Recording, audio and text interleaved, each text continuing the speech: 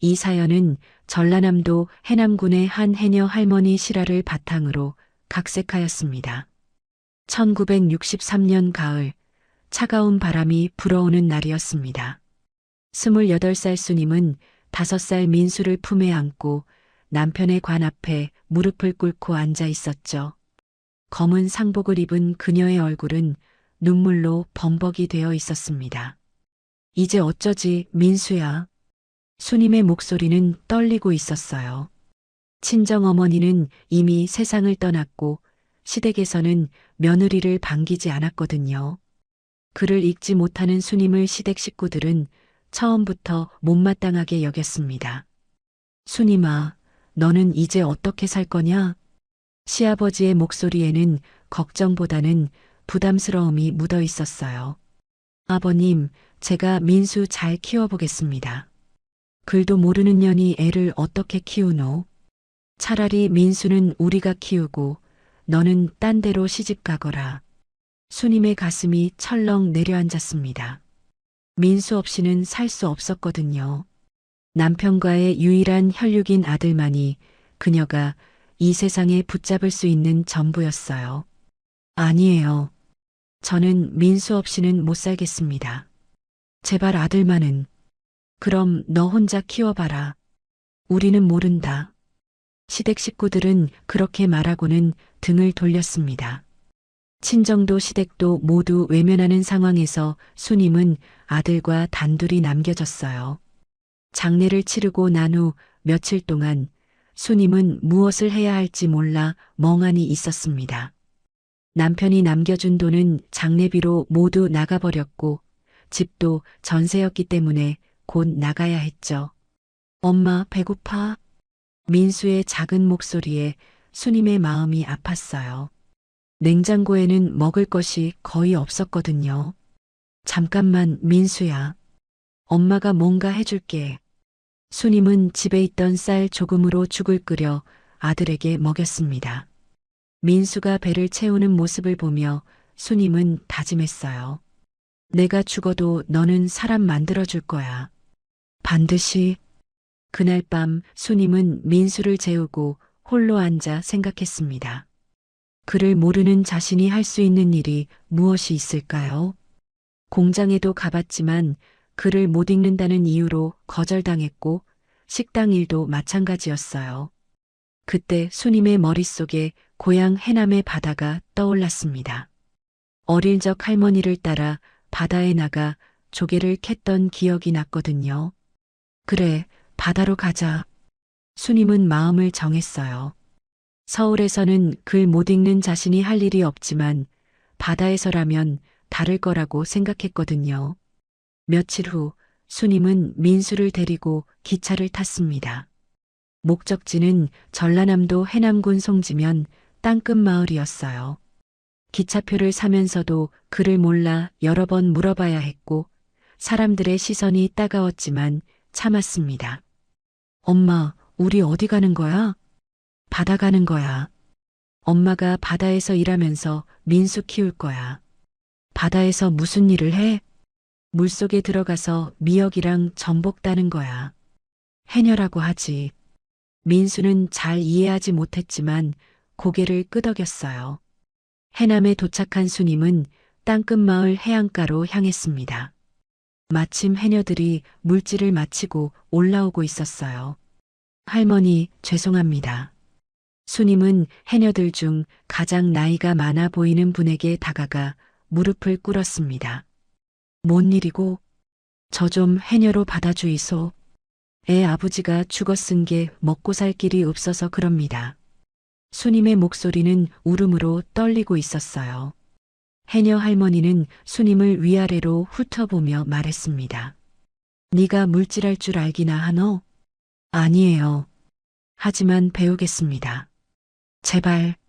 수님은 민수를 앞에 세우며 간절히 부탁했어요. 아이를 본 해녀 할머니의 표정이 조금 누그러졌습니다. 참나, 이 추운데 애를 데리고. 일단 우리 집에 들어와. 얘기를 들어보자. 그렇게 수님과 민수의 새로운 삶이 시작되었습니다. 해녀 할머니는 박정자라는 분이었는데 평생 바다와 함께 살아온 분이었어요. 해녀 일이 간단한 게 아니야. 물속에서 숨 참고 들어가야 하는데 잘못하면 죽을 수도 있어. 상관없습니다. 저는 민수만 잘 키우면 돼요. 정자 할머니는 수님의 간절한 눈빛을 보고 마음을 정했습니다. 그럼 내일부터 따라와 봐. 하지만 힘들어도 포기하지 마라. 그날 밤 수님은 민수를 재우고 바다를 바라봤어요. 파도 소리가 무섭기도 했지만 이 바다가 자신들의 새로운 희망이 될 거라고 믿었습니다. 다음 날 새벽 5시 정자 할머니가 수님을 깨웠습니다. 일어나라. 해녀는 새벽부터 시작이야. 수님은 부스스 일어나 민수를 확인했어요. 다행히 아이는 깊이 잠들어 있었습니다. 민수는 어떻게 해요? 우리 막내딸이 돌봐줄 거야. 걱정 마라. 정자 할머니의 막내딸 영순이가 16살이었는데 학교 가기 전까지 민수를 봐주기로 했어요. 바닷가에 나가니 벌써 다른 해녀들이 모여 있었습니다. 수님을 보는 시선들이 곱지 않았어요. 정자 언니, 저 사람이 새로 온다는 사람이가? 그래. 남편 죽어서 애 키우려고 온다네. 물질도 못하면서 무슨. 해녀들의 수군거림에 수님의 얼굴이 빨갛게 달아올랐지만 꾹 참았습니다. 수님아, 일단 무릎부터 입어봐라. 정자 할머니가 건네준 잠수복은 낡고 해져 있었어요. 수님에게는 그마저도 감사했습니다. 물에 들어가기 전에 호흡법부터 배워야 해. 숨 깊이 들이마시고. 정자 할머니의 설명을 들으며 수님은 열심히 따라했어요. 하지만 물에 들어가자마자 문제가 생겼습니다. 으악! 차가운 바닷물에 몸이 얼어붙는 것 같았어요. 게다가 파도에 휩쓸려 균형을 잡기 어려웠습니다. 진정해. 바다를 무서워하면 안 돼. 정자 할머니가 소리쳤지만 수님은 이미 공포에 휩싸여 있었어요. 물 위에서 허우적거리며 간신히 해안으로 돌아왔습니다. 이 정도로는 안 돼. 물을 친구로 만들어야 해. 다른 해녀들은 고개를 저었어요. 역시 아무나 하는 일이 아니야. 저런 걸로 어떻게 물질을 해. 하지만 수님은 포기할 수 없었습니다. 민수를 생각하면 견딜 수 있었거든요. 일주일 동안 수님은 매일 바다에 나갔어요. 처음에는 물에 적응하는 것도 힘들었지만 조금씩 나아지기 시작했습니다. 수님아, 오늘은 잠수 연습을 해보자. 네, 할머니. 수님은 숨을 깊이 들이마시고 물속으로 들어갔어요. 하지만 30초도 채 못 견디고 올라왔습니다. 안 돼. 더 깊이 들어가야 전복이 있어. 다시 도전했지만 결과는 마찬가지였어요. 수님의 눈에서 눈물이 흘렀습니다. 할머니, 저는 정말 안 될까요? 포기하면 안 돼. 네 아들 생각해봐. 그날 저녁 수님은 민수와 함께 저녁을 먹으며 말했어요. 민수야, 엄마가 바다에서 예쁜 조개랑 미역 많이 따서 팔면 민수 맛있는 것도 사주고 좋은 학교도 보내줄 거야. 진짜요, 엄마? 그럼. 민수는 공부만 열심히 하면 돼. 민수가 환하게 웃는 모습을 보며 수님은 다시 힘을 얻었어요. 한 달이 지나자 수님도 조금씩 물질에 익숙해졌습니다. 처음에는 얕은 곳에서 미역만 땄지만 이제는 조금 더 깊은 곳까지 들어갈 수 있게 됐어요. 수님이 저것 봐라. 제법 늘었네. 그래도 아직 멀었어. 전복 따려면 더 깊이 들어가야 하는데. 해녀들의 평가는 여전히 박했지만 수님은 개의치 않았습니다. 어느 날 수님이 물속에서 작은 전복 하나를 발견했어요. 손을 뻗어 따려는 순간 숨이 부족해졌습니다. 하지만 포기할 수 없었어요. 민수야, 엄마 이거 하면 너 좋은 것 사줄 수 있어. 수님은 마지막 힘을 다해 전복을 땄습니다. 수면 위로 올라왔을 때는 거의 기절할 뻔했어요. 수님아, 괜찮나? 정자 할머니가 놀라서 달려왔지만 수님은 손에 든 전복을 보며 웃고 있었습니다. 할머니, 제가 드디어. 아이고, 이 바보야. 목숨이 더 소중하지. 하지만 정자 할머니의 마음속으로는 수님을 인정하기 시작했어요. 아무나 할 수 없는 일을 해내고 있었거든요. 그날 밤 수님은 민수에게 전복을 끓여서 먹였습니다.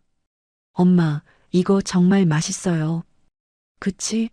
엄마가 바다에서 직접 딴 거야. 민수가 맛있게 먹는 모습을 보며 수님은 뿌듯했어요. 힘들어도 보람이 있었습니다. 민수야, 엄마는 네가 커서 의사 선생님이 됐으면 좋겠다. 의사요? 왜요? 의사 선생님은 아픈 사람들 낫게 해주는 훌륭한 사람이거든. 니도 그런 사람이 되면 좋겠어. 민수는 고개를 끄덕였어요. 네, 엄마. 저 열심히 공부해서 의사 될게요. 수님은 아들을 꼭 안아주었습니다. 이 아이를 위해서라면 무엇이든 할 수 있을 것 같았어요. 계절이 바뀌고 1년이 지났습니다. 수님은 이제 제법 물질을 잘하는 해녀가 되어 있었어요. 다른 해녀들도 수님을 인정하기 시작했습니다. 수님이 진짜 끈기 있네. 처음엔 안 될 줄 알았는데 아들 하나 키우려는 마음이 저렇게 사람을 변화시키는구나. 수님은 매일 새벽부터 저녁까지 바다에서 일했어요. 손가락은 갈라지고 허리는 아팠지만 민수가 학교에서 상을 받아올 때마다 모든 고생이 잊혀졌습니다. 엄마, 제가 전교 1등 했어요. 정말? 우리 민수 최고네. 수님은 아들을 하늘로 번쩍 들어올리며 웃었어요. 이런 순간들이 있어서 힘들어도 견딜 수 있었습니다. 10년이 흘렀습니다. 민수는 이제 15살이 되어 중학교 3학년이었어요. 수님은 38살이 되었지만 10년 동안의 혹독한 바다일로 실제 나이보다 훨씬 늙어 보였습니다. 민수야, 오늘 학교에서 뭐 배웠어? 수님은 매일 저녁 물질을 마치고 돌아오면 아들에게 학교 이야기를 물었어요. 그를 몰라서 직접 도와줄 수는 없었지만 아들의 공부에 관심만큼은 남다랐습니다. 오늘은 수학 시간에 함수를 배웠어요. 그리고 과학 시간에는 민수가 열심히 설명해 주었지만 수님은 하나도 이해할 수 없었어요. 그래도 고개를 끄덕이며 들었습니다. 우리 민수가 정말 똑똑하네. 엄마는 그런 어려운 공부 하나도 모르겠다. 엄마, 괜찮아요. 제가 열심히 해서 나중에 의사 되면 엄마 편하게 해드릴게요. 수님의 마음이 따뜻해졌어요. 이 아이를 위해 지금까지 고생한 보람이 있었습니다. 그런데 요즘 들어 민수의 표정이 어두워 보였어요. 친구들과 어울리는 것도 예전보다 줄었고 집에 오면 방에만 들어가 있었습니다.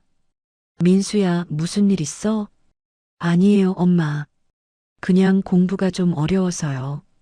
하지만 수님은 뭔가 다른 이유가 있다는 걸 느꼈어요. 며칠 뒤 그 이유를 알게 되었습니다. 수님 씨, 잠깐 나와 보세요. 정자 할머니가 심각한 표정으로 불렀어요. 무슨 일이에요, 할머니? 민수 일로 학교에서 연락이 왔어요. 수님의 가슴이 철렁 내려앉았습니다. 무슨 일인데요? 아이들이 민수를 놀린대요. 엄마가 해녀라고. 수님의 얼굴이 하얗게 변했어요. 민수를 놀려요? 응. 특히 서울에서 전학 온 애들이 그런다고 하네. 민수 엄마가 물질하러 다니는 것 보고 해녀 아들이라고 놀린대. 수님은 주저앉을 것 같았어요. 자신 때문에 아들이 상처받고 있다는 사실이 견딜 수 없었습니다. 선생님이 그러는데 민수가 요즘 학교에서 말도 별로 안 하고 혼자 있는 시간이 많다네요. 그날 저녁 수님은 민수에게 조심스럽게 물어봤어요. 민수야, 학교에서 친구들이 너한테 뭐라고 하니? 민수는 잠시 망설이다가 고개를 숙였습니다. 엄마, 응, 말해봐. 친구들이 엄마가 해녀라고 놀려요. 특히 서울에서 온 애들이 해녀 아들은 냄새 난다고. 수님의 가슴이 찢어지는 것 같았어요. 민수야, 미안하다. 엄마 때문에. 아니에요. 엄마는 잘못 없어요. 민수가 갑자기 소리쳤습니다. 엄마가 저를 위해서 얼마나 고생하시는데. 친구들이 뭘 안다고. 아이의 눈에서 눈물이 흘렀어요. 수님도 같이 울었습니다. 민수야, 엄마가 부끄럽지? 아니에요. 절대 아니에요. 엄마는 세상에서 가장 훌륭한 분이에요. 하지만 수님은 알았어요. 아무리 아들이 부정해도 자신 때문에 아이가 상처받고 있다는 것을.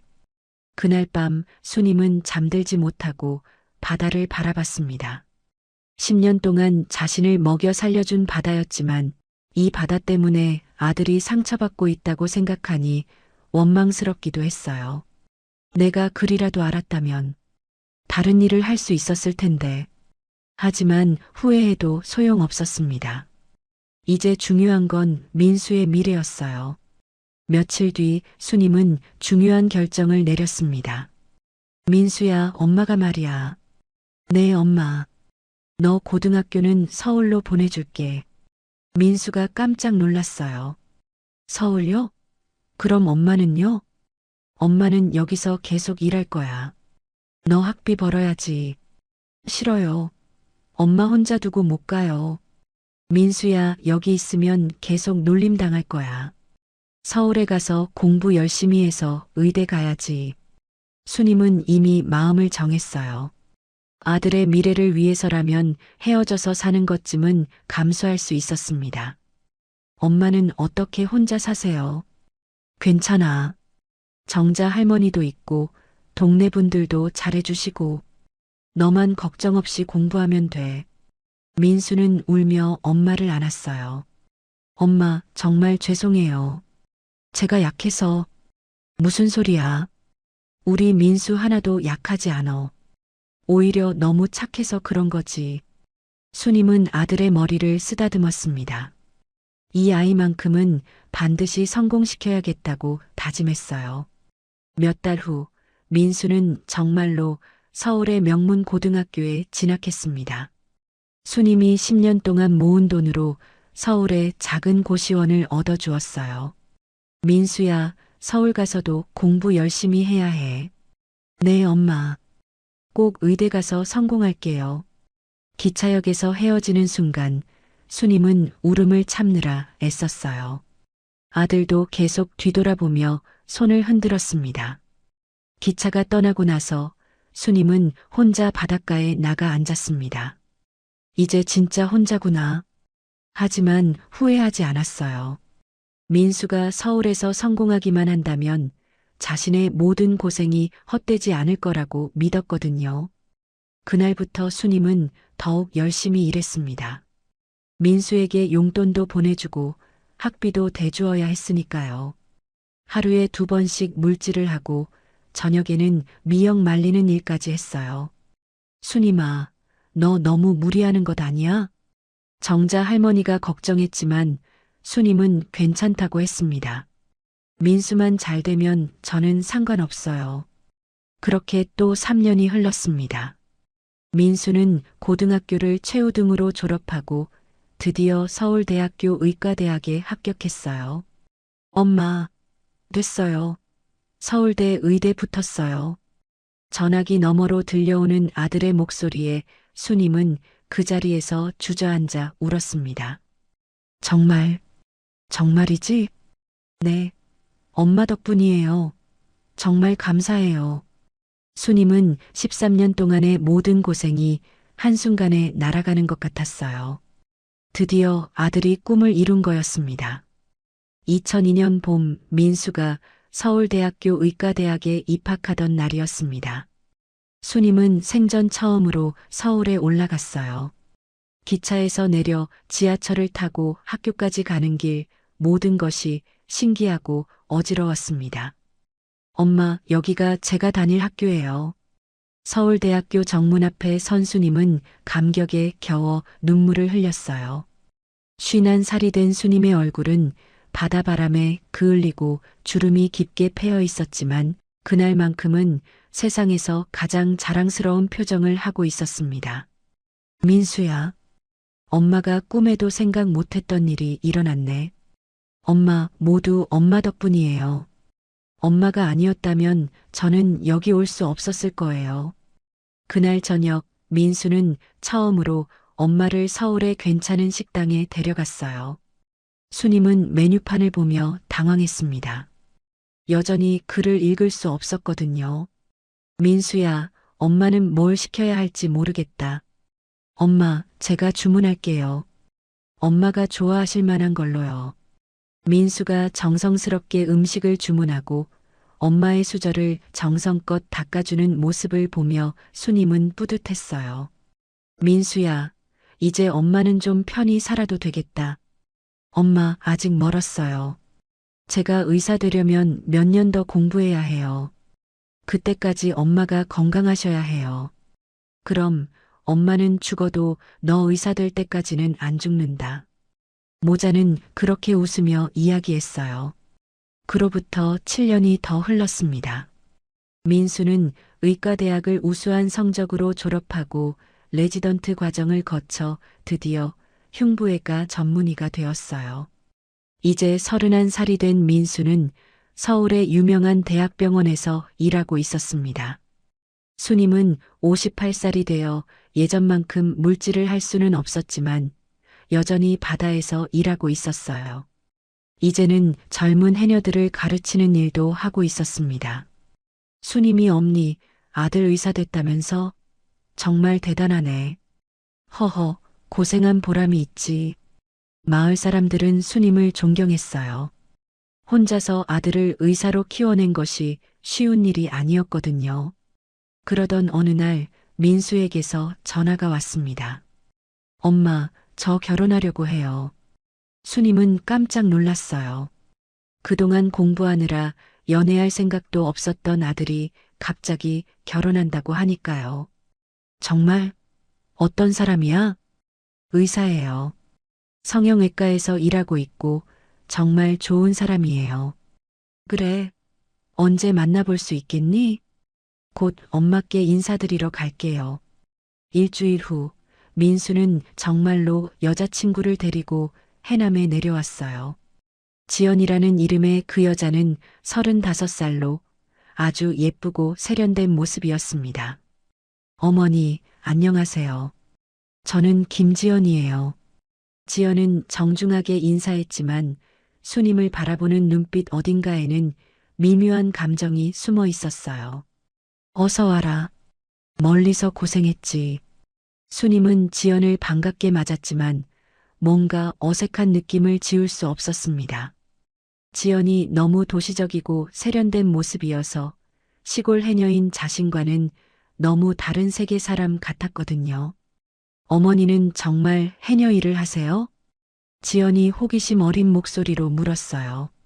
응, 그래. 오래 했지. 신기해요. 저는 바다 구경도 별로 안 해봤거든요. 그래. 그럼 내일 바다 구경 시켜줄게.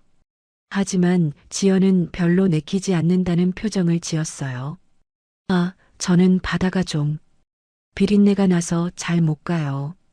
수님은 상처받았지만 내색하지 않았습니다. 아들이 좋아하는 사람이니까 이해해 주려고 했어요. 그날 저녁 수님은 정성껏 음식을 차려주었습니다. 직접 딴 전복과 미역으로 만든 요리였어요. 지연아, 이거 엄마가 직접 딴 전복이야. 맛있게 먹어. 민수가 자랑스럽게 말했지만 지연은 젓가락질을 주춤했습니다. 아, 저는 해산물을 잘 못 먹어서. 그래. 그럼 다른 거 차려줄게. 수님은 당황했지만 다른 음식을 준비했어요. 하지만 지연은 그것도 제대로 먹지 않았습니다. 이틀 동안 머물면서 지연은 수님에게 정중했지만 거리감을 두는 것 같았어요. 바다 구경도 하지 않았고 수님이 하는 이야기에도 별로 관심을 보이지 않았습니다. 민수야, 지연이가 나를 좀 어려워하는 것 같은데. 아니에요, 엄마. 지연이가 좀 내성적인 편이에요. 시간이 지나면 나아질 거예요. 민수는 그렇게 말했지만 수님은 뭔가 석연치 않은 기분을 지울 수 없었어요. 서울로 돌아간 후 지연은 민수에게 말했습니다. 민수야, 어머니가 정말 해녀세요? 응, 왜? 그냥 좀 신기해서. 그리고 바다 냄새가 좀. 민수의 표정이 굳어졌어요. 지연아, 우리 엄마는 나를 위해서 평생 고생하신 분이야. 알아요. 그런데 결혼하면 어쩌죠? 시어머니가 해녀시면 좀. 뭐가 문제야? 내 엄마가 어떤 일을 하든 상관없잖아. 그게 아니라 제 친구들이나 동료들한테 어떻게 소개해야 할지. 민수는 지연의 속마음을 알 것 같았지만 사랑하는 사람이니까 이해해 주려고 했어요. 지연아, 우리 엄마는 정말 훌륭한 분이야. 시간이 지나면 너도 알게 될 거야. 네, 그렇겠죠. 지연은 겉으로는 그렇게 대답했지만 속으로는 다른 생각을 하고 있었어요. 몇 달 후 민수와 지연은 결혼했습니다. 결혼식은 서울의 호텔에서 열렸는데 수님은 하얀 한복을 입고 참석했어요. 하지만 신부 측 하객들 사이에서는 작은 수군거림이 있었습니다. 저분이 신랑 어머니시래요. 해녀라고 하던데. 정말 특이하네요. 수님은 그런 시선들을 느꼈지만 참았어요. 아들의 행복한 날을 망치고 싶지 않았거든요. 결혼식이 끝나고 수님은 민수에게 말했습니다.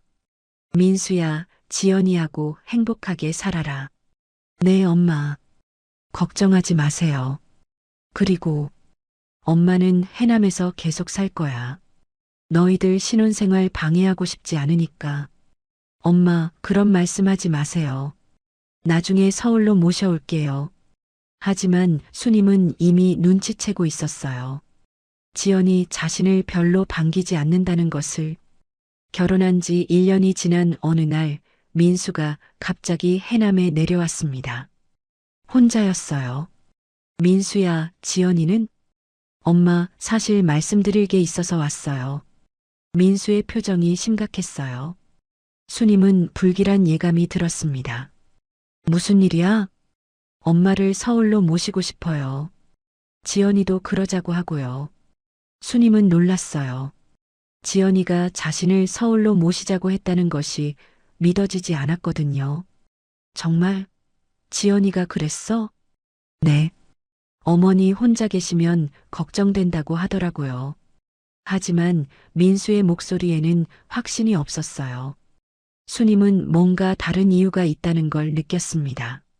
민수야, 엄마는 여기가 좋아. 바다도 있고 정자 할머니도 계시고. 엄마, 이제 나이도 드셨잖아요. 서울에서 편히 지내시는 게 좋을 것 같은데. 사실 민수에게는 다른 이유가 있었어요. 지연이 계속해서 불만을 표현하고 있었거든요. 민수야, 시어머니가 혼자 계시면 나중에 무슨 일 생기면 어떡해? 그리고 주변 사람들이 우리가 시어머니를 방치한다고 생각할 수도 있어. 지연은 겉으로는 효도를 핑계로 댔지만 진짜 이유는 달랐어요. 친구들에게 시어머니가 해녀라는 것이 알려지는 것이 부담스러웠고 차라리 서울로 데려와서 조용히 지내게 하고 싶었던 거였습니다. 결국 수님은 아들의 간청을 이기지 못하고 서울로 올라가기로 했어요. 정자 할머니, 저 서울 간다고 해요. 그래, 아들이 효자네. 부럽다. 할머니도 건강하세요. 제가 가끔 내려올게요. 26년 동안 살았던 해남을 떠나는 것은 쉽지 않았어요. 바다와 작별하는 순간 수님의 눈에서 눈물이 흘렀습니다. 바다야, 그동안 고마웠어. 덕분에 민수 키울 수 있었다. 서울에 올라온 수님은 민수와 지연이 사는 강남의 고급 아파트에서 살게 되었어요. 30평대의 깔끔한 아파트였지만 수님에게는 모든 게 낯설었습니다. 어머니, 여기가 어머니 방이에요. 지연이 보여준 방은 작지만 깨끗했어요. 하지만 창문이 없어서 바다를 그리워하던 수님에게는 답답했습니다. 지연아, 고생 많겠다. 엄마 같은 늙은이 모시고. 아니에요, 어머니. 당연한 일이에요. 지연은 정중하게 대답했지만 표정은 그리 밝지 않았어요. 처음 며칠은 괜찮았습니다. 민수가 일찍 퇴근해서 엄마와 시간을 보내려고 노력했고, 지연도 나름대로 시어머니를 챙겨주었어요. 하지만 시간이 지나면서 문제가 생기기 시작했습니다. 수님은 새벽 5시에 일어나는 습관이 있었는데 그 소리에 지연이 깨어나곤 했어요. 여보, 어머니께 좀 말씀드려요. 새벽에 너무 일찍 일어나시면 저도 잠이 깨져요. 엄마한테 뭐라고 하라는 거야? 평생 그 시간에 일어나던 분인데. 그래도 이젠 일하시는 것도 아니잖아요. 민수는 곤란했어요. 엄마와 아내 사이에 끼어서 어떻게 해야 할지 몰랐거든요. 또 다른 문제도 있었어요. 수님은 아직도 바다 냄새가 났어요. 26년 동안 바다에서 살면서 몸에 밴 냄새였는데 지연은 그것을 참기 힘들어했습니다. 민수야, 어머니가 목욕을 자주 안 하시는 것 같은데. 엄마는 깨끗하게 사는 분이야. 그게 아니라 뭔가 바다 냄새가. 지연의 불만은 점점 커져갔어요. 처음에는 참으려고 했지만 날이 갈수록 시어머니와 함께 사는 것이 스트레스가 되었습니다. 한편 수님도 불편함을 느끼고 있었어요. 서울 생활이 몸에 맞지 않았고 특히 바다가 그리워서 견딜 수 없었습니다. 민수야, 엄마 좀 답답해서 그런데 바다 구경 좀 갔다 와도 될까? 엄마, 서울에서 바다가 어디 있어요? 차로 1시간은 가야 하는데. 민수는 바쁜 병원 일로 엄마를 바다에 데려다 줄 여유가 없었어요. 수님은 점점 우울해졌습니다. 할 일도 없고 친구도 없고 그리운 바다도 볼 수 없었어요. 어느 날 수님이 화장실을 가려고 복도를 지나가다가 민수와 지연의 방에서 나오는 대화를 들었습니다. 여보, 정말 힘들어요. 뭐가? 어머니 모시는 거요. 냄새도 나고 새벽에 일찍 일어나시고 그리고 제 친구들도 좀 이상하게 봐요. 왜? 시어머니가 해녀였다고 하니까 다들 신기하다면서. 좀 부담스러워요. 수님의 가슴이 뛰기 시작했어요. 지연아, 그래도 우리 엄마인데. 알아요. 하지만 좀 힘들어요. 차라리 요양원 같은 데 모시면 어떨까요? 요양원? 엄마가 아픈 것도 아닌데? 그냥 어머니도 또래분들과 지내시는 게 좋을 것 같은데요. 수님은 충격을 받았어요. 요양원에 보내려고 한다는 것이었습니다. 그리고 여보, 지연이 다시 말을 이었어요. 어머니 재산 정리는 언제 할 거예요? 해남에 땅도 있고 아파트도 있다고 했잖아요. 그건 왜? 나중에 복잡해질 수 있잖아요. 미리미리 정리해두는 게 좋을 것 같은데. 민수가 잠시 망설이다가 대답했어요. 그것도 그렇네. 엄마한테 한번 말씀드려볼까? 수님은 더 이상 듣고 있을 수 없어서 조용히 자기 방으로 돌아갔어요. 가슴이 찢어지는 것 같았습니다. 내가 이 아이를 위해서 평생을 바쳤는데 이제 짐이 되었구나. 그날 밤 수님은 잠들 수 없었어요. 지연의 말들이 계속 머릿속을 맴돌았습니다. 요양원, 재산 정리. 수님은 이제 자신이 이 집에서 환영받지 못한다는 걸 확실히 알았어요. 며칠이 더 지났습니다. 수님은 민수와 지연의 눈치를 보며 조심스럽게 지냈지만 분위기는 점점 더 어색해졌어요. 어느 저녁 민수가 일찍 집에 와서 수님에게 말을 꺼냈습니다. 엄마, 앉으세요. 말씀드릴 게 있어요. 수님의 가슴이 두근거렸어요. 무슨 말을 할지 대충 짐작이 갔거든요. 엄마, 지연이랑 이야기해 봤는데요. 지연도 옆에 앉았어요. 표정이 굳어 있었습니다. 혹시 어머니께서 좀 더 편하게 지내실 방법이 없을까 해서요. 무슨 뜻이야? 은빛마을 노인복지관이라고 아주 좋은 데가 있어요. 거기서 또래분들과 함께 지내시면. 수님은 예상했던 말이었지만 실제로 들으니까 충격이었어요. 요양원 말이니? 요양원이 아니라 복지관이에요. 어머니 건강도 체크해주고 친구들도 사귈 수 있고 엄마가 아픈 것도 아닌데 왜 그런 데를 가야 해? 민수가 당황했어요. 엄마가 화를 낼 줄 몰랐거든요. 엄마, 그게 아니라 여기 있으면 엄마도 심심하실 것 같고 심심하면 해남에 가면 되지. 그것도 그런데 너무 자주 오가시면 힘드실 것 같아서요. 수님은 아들의 진심을 알고 있었어요. 아들이 정말로 자신을 걱정해서 하는 말이 아니라는 것을. 민수야, 엄마가 여기 있는 게 불편하니? 그런 게 아니에요, 엄마. 하지만 지연이 끼어들었어요. 어머니, 사실은. 지연이 잠시 망설이다가 말을 이었습니다. 저희가 아이를 가지려고 하는데 그러면 집이 좀 좁을 것 같아서요. 수님은 그제야 진짜 이유를 알았어요. 아이를 가지려고 하니까 자신이 방해가 된다는 거였습니다. 아, 그래. 아기를 가지려고 하는구나. 네, 그래서 어머니께서 좀 더 넓고 쾌적한 곳에서 지내시는 게 좋을 것 같아서요. 수님은 씁쓸하게 웃었어요. 그래, 알겠다. 엄마가 생각해 볼게. 그날 밤 수님은 다시 잠들 수 없었어요. 26년 동안 바다에서 고생하며 모은 재산이 얼마나 되는지 계산해 봤습니다.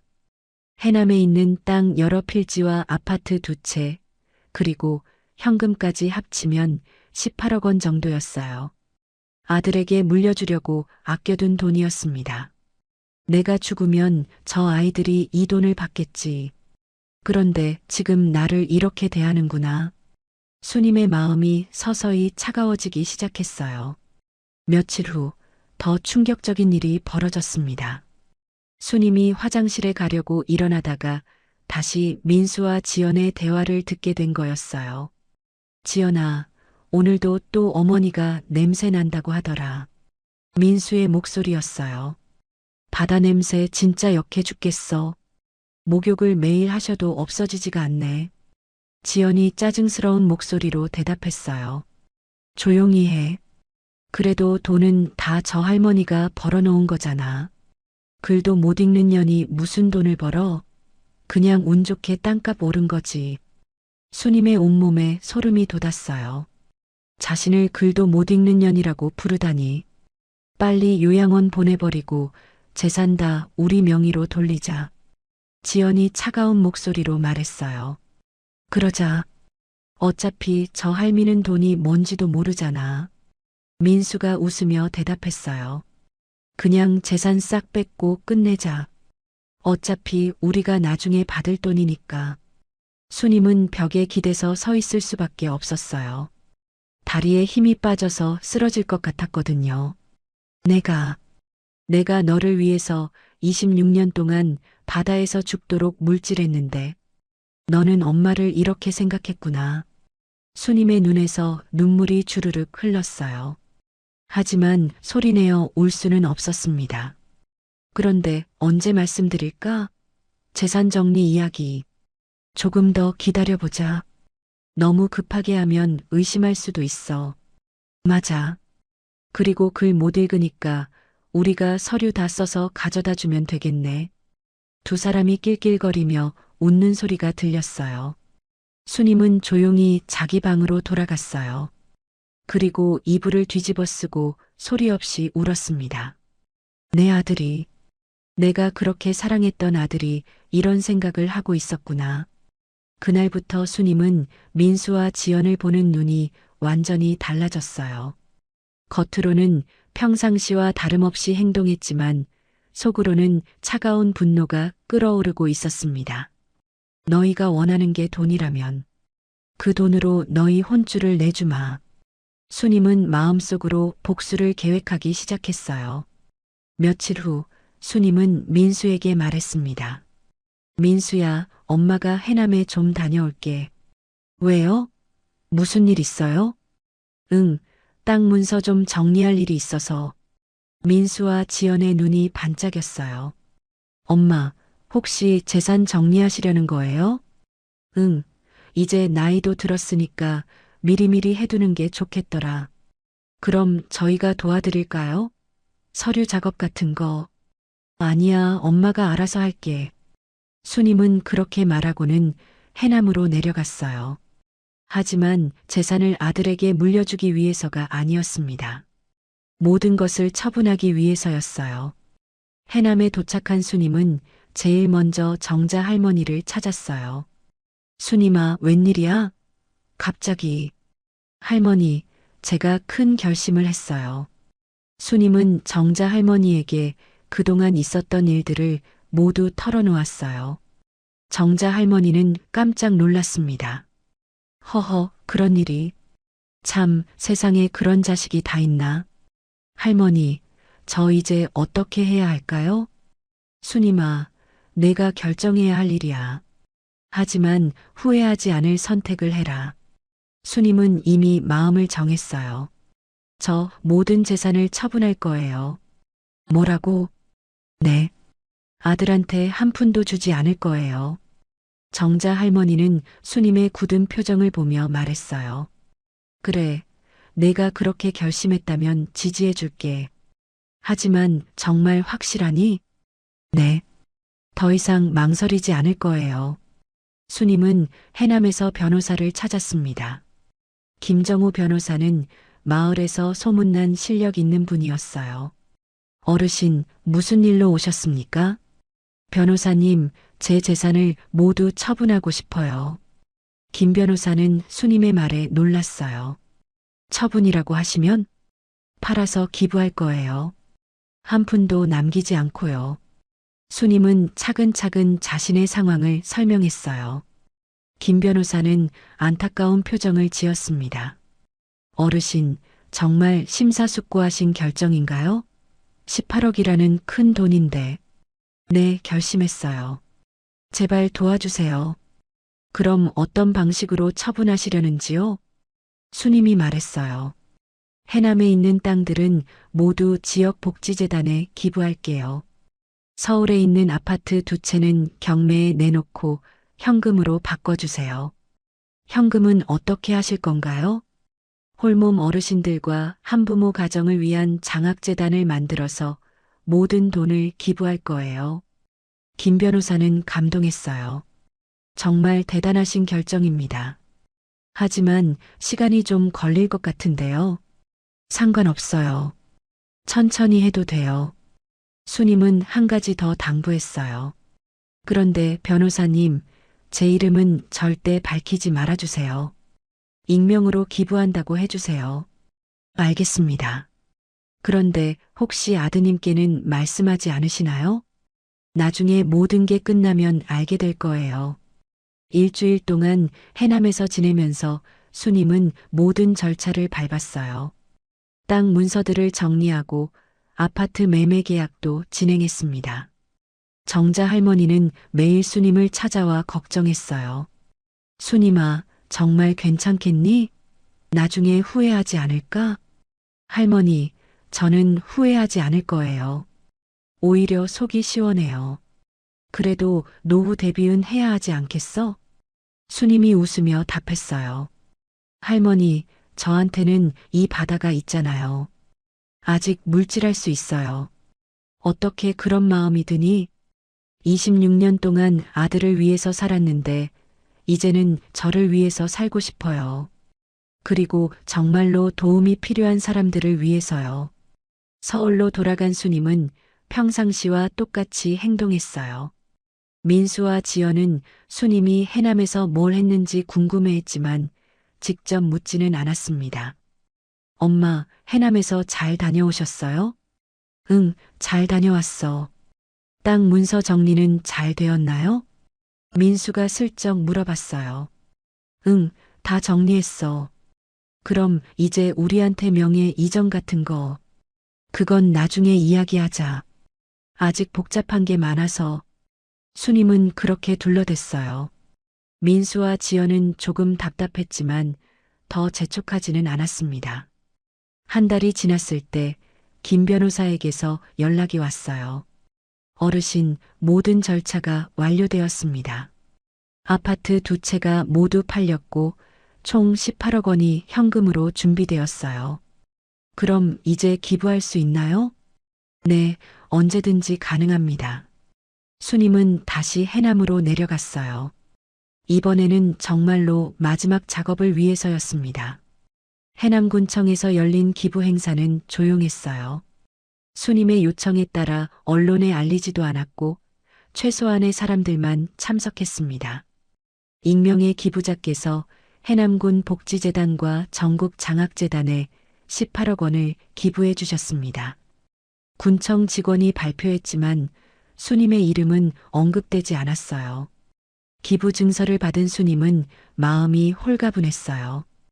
이제 민수와 지연에게 물려줄 재산은 한 푼도 없었습니다. 할머니, 이제 정말 끝났어요. 수님아, 정말 잘했다. 내가 평생 고생해서 모은 돈이 좋은 곳에 쓰이겠구나. 네. 저보다 더 어려운 사람들이 도움받을 수 있으면 좋겠어요. 그날 저녁 수님은 바닷가에 나가 앉았어요. 파도 소리를 들으며 지난 일들을 되돌아봤습니다.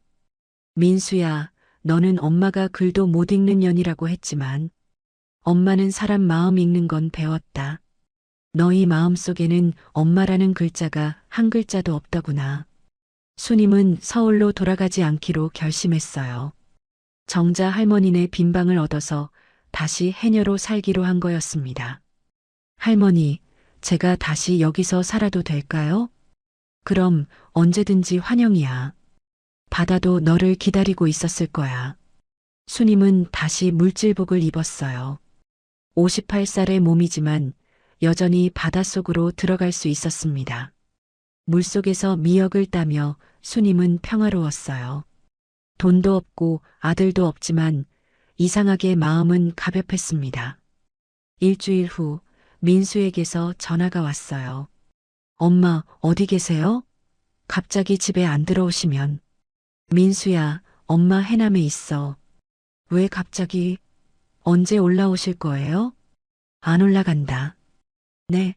무슨 말씀이세요? 엄마는 여기서 살 거야. 서울은 엄마한테 안 맞아. 민수가 당황했어요. 엄마, 농담하시는 거죠? 어떻게 혼자서? 혼자 아니야. 할머니들도 계시고, 바다도 있고. 엄마, 정말 이해할 수 없어요. 서울에서 편하게 지내시면 되는데. 수님이 차가운 목소리로 대답했어요. 민수야, 엄마는 편하게 사는 것보다 자유롭게 사는 게 더 좋아. 엄마. 그리고 민수야, 엄마한테 바라는 것 있으면 이제 그만 바라라. 엄마도 이제 내 인생을 살 거야. 민수는 뭔가 이상하다는 걸 느꼈어요. 평소 엄마와는 다른 말투였거든요. 엄마, 혹시 무슨 일 있었어요? 없어. 그냥 엄마가 여기가 좋아서 그래. 하지만 민수는 뭔가 심상치 않다는 걸 알았어요. 특히 재산 이야기를 하지 않는 것이 이상했습니다.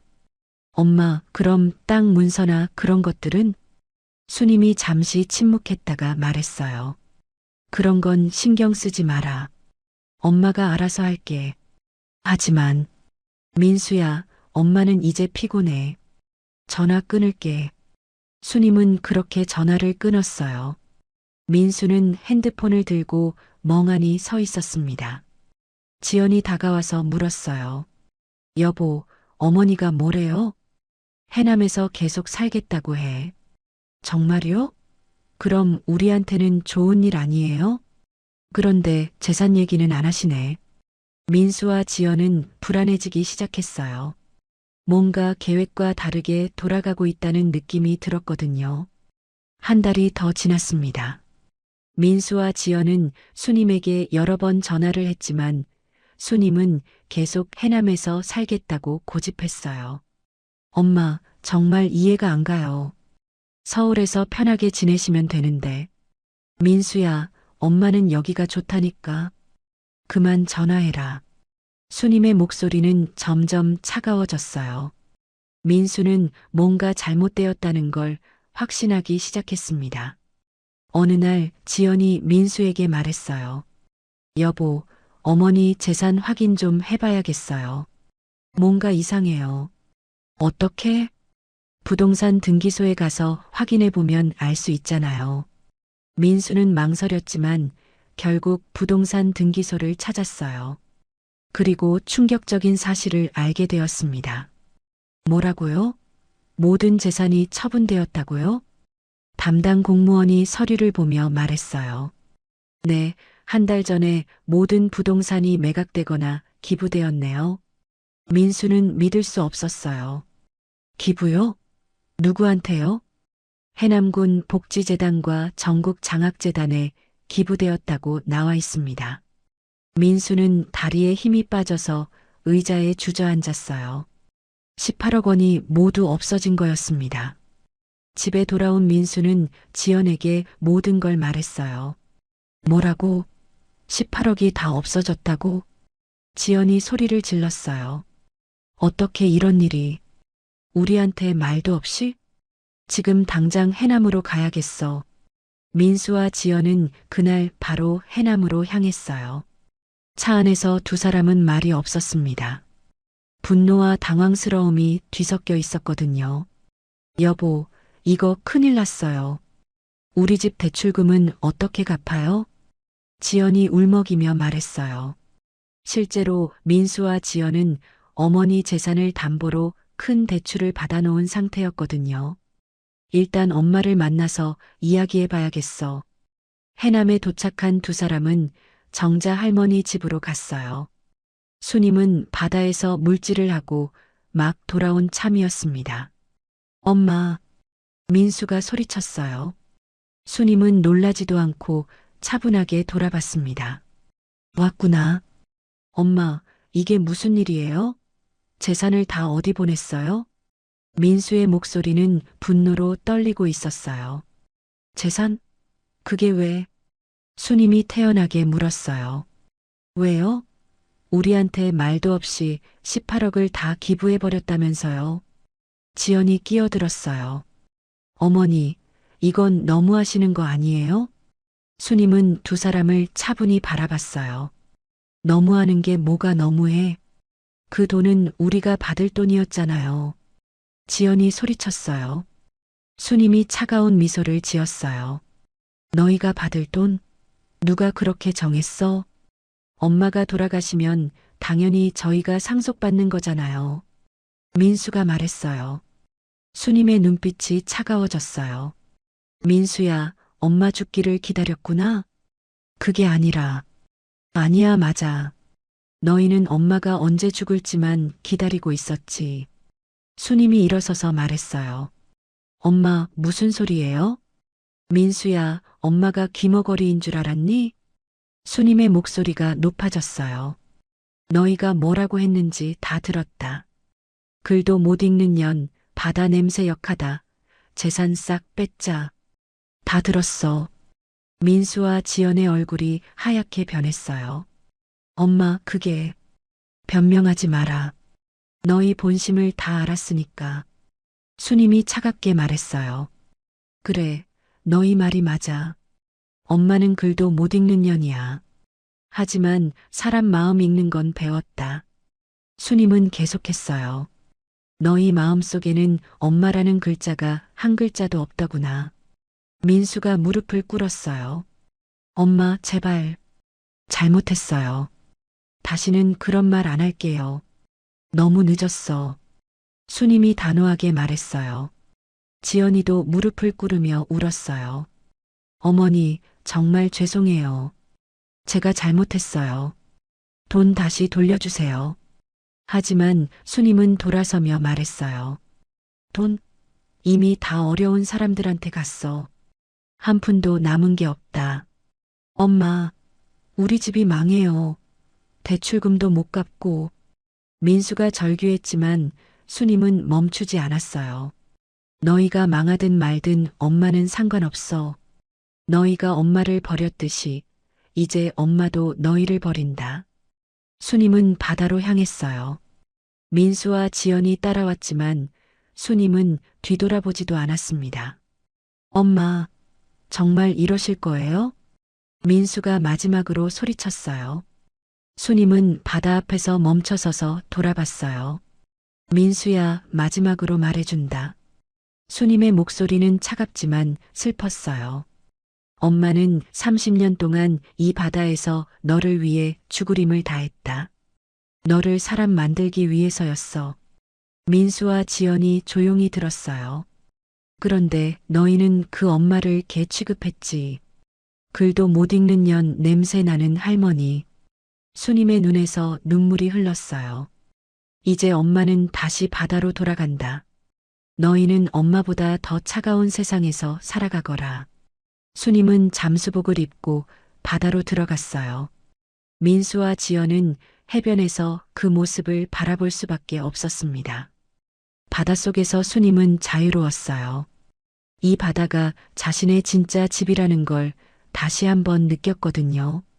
수면 위로 올라온 수님은 해변의 민수와 지연을 보며 마지막 말을 던졌어요. 너희가 원했던 건 엄마가 아니라 엄마 돈이었지. 이제 그 돈은 정말로 도움이 필요한 사람들에게 갔어. 너희는 이제 너희 힘으로 살아가거라. 민수와 지연은 더 이상 할 말이 없었어요. 수님은 다시 바닷속으로 들어갔고 두 사람은 빈손으로 서울로 돌아갈 수밖에 없었습니다. 그날 저녁 수님은 정자 할머니와 함께 저녁을 먹으며 말했어요. 할머니, 이제 정말 속이 시원해요. 잘했어, 수님아. 내가 옳은 일 했다. 네. 이제 진짜 제 인생을 살 거예요. 바다에서 들려오는 파도 소리를 들으며 수님은 처음으로 진정한 평화를 느꼈어요. 돈도 없고 아들도 없었지만 자신을 배신하지 않는 바다가 있었거든요. 몇 달 후 민수와 지연은 정말로 집을 잃고 작은 원룸으로 이사해야 했어요. 대출금을 갚지 못해서 신용불량자가 되었고 지연은 민수를 원망하며 결국 이혼을 요구했습니다. 하지만 수님은 그런 소식조차 관심이 없었어요. 매일 바다에서 물질을 하며 평화롭게 살고 있었거든요. 어떤 사람들은 수님이 너무 냉정했다고 말했지만 정자 할머니는 수님을 응원했어요. 수님아, 내가 잘한 거야. 배은망덕한 자식에게 복수한 게 아니라 정말 어려운 사람들을 도운 거니까. 수님은 고개를 끄덕이며 바다를 바라봤어요. 이제 정말로 자유로웠습니다. 부모의 사랑은 조건이 없습니다. 하지만 그 사랑을 당연하게 여기고 부모를 돈으로만 바라본다면 결국 모든 것을 잃게 됩니다. 글을 몰라도 사람의 마음은 읽을 수 있고 나이가 들어도 자신의 존엄을 지킬 수 있습니다. 진정한 효도는 부모의 재산을 탐내는 것이 아니라 부모의 마음을 이해하고 존중하는 것입니다. 그리고 무엇보다 부모도 한 명의 인간으로서 존중받을 권리가 있다는 걸 잊지 말아야 합니다. 수님 할머니는 자신을 배신한 아들에게 용서를 베풀지 않았습니다. 때로는 용서하지 않는 것이 더 올바른 선택일 수 있습니다. 대신 그 돈을 정말로 도움이 필요한 사람들에게 기부함으로써 진정한 선행을 보여주었죠. 여러분도 혹시 주변의 어르신들을 돈으로만 바라보고 계시지는 않나요? 그분들의 마음과 존엄을 먼저 생각해 보시길 바랍니다. 부모의 사랑을 당연하게 여기지 말고 그 사랑에 진심으로 감사하며 살아가세요. 그리고 무엇보다 사람을 사람으로 대하는 기본적인 예의를 잊지 마시길 바랍니다. 이 이야기가 여러분에게 깊은 감동을 주었다면 댓글로 여러분의 생각을 나눠주세요. 그리고 주변에 이런 이야기가 필요한 분들이 계시다면 공유도 부탁드립니다. 끝까지 들어주셔서 감사합니다. 감사합니다.